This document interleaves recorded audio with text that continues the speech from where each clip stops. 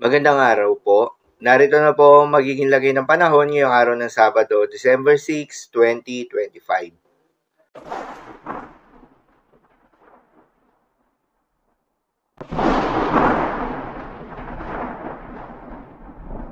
Sa kasalukuyan na tayong sa pag-asa, ang bagyong Wilma nga ay halos hindi gumagalaw habang napanatili nito ang kanyang lakas.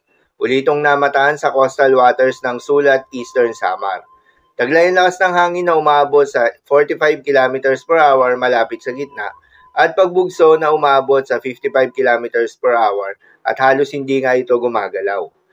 Dahil pa rin sa bagyong Wilma ay may nakataas pa rin tayo na tropical cyclone wind signal number 1 sa bahagi ng Sorsogon, Masbate, Romblon, southern portion ng Oriental Mindoro, southern portion ng Occidental Mindoro, northernmost portion ng Palawan kabilang ng Calamian, Cuyo at Cagayan Silio Islands, Northern Samar, Eastern Samar, Samar, Biliran, Leyte, northern and central portion ng Cebu, northern portion ng Negros Oriental, northern and central portion ng Negros Occidental, Guimaras, Iloilo, Capiz, Aklan, at Antique.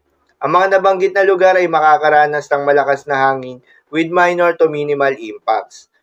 May mga lugar pa rin na posibleng makaranas ng pabugso-bugso ng hangin na hindi nakasailalim sa tropical cyclone wind signal na dulot naman ng northeast monsoon o hanging amihan sa malaking bahagi ng Luzon, Visayas at Zamboanga Peninsula. Dahil naman sa epekto ng bagyong Wilma, posibleng makaranas ngayong araw ng heavy to intense rains sa mga sumusunod na lugar kabilang ang Sorsogon, Masbate, Romblon at Northern Samar.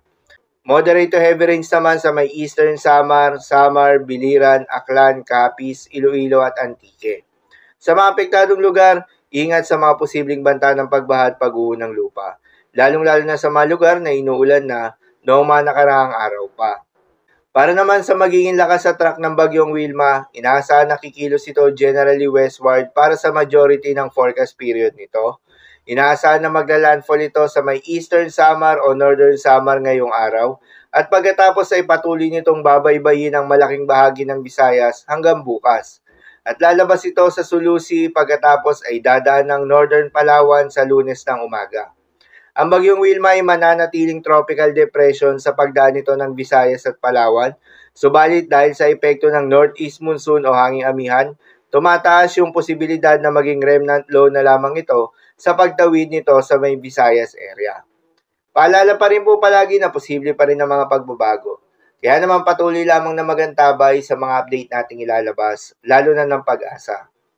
Para naman sa magiging lagay ng mga dagat baybayin, ayon sa Pag-asa ay may nakataas pa rin tayo na gale warning sa may eastern coast ng Cagayan, Isabela, Aurora, northern coast ng Quezon kabilang ng Polillo Islands, Camarines Norte, northern coast ng Camarines Sur, Catanduanes, eastern coast ng Albay, eastern coast ng Sorsogon, northern Samar at eastern Samar.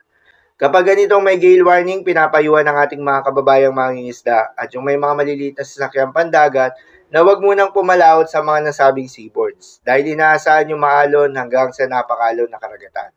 So yun lamang po para sa lagay ng panahon ngayong araw ng Sabado. Keep safe everyone.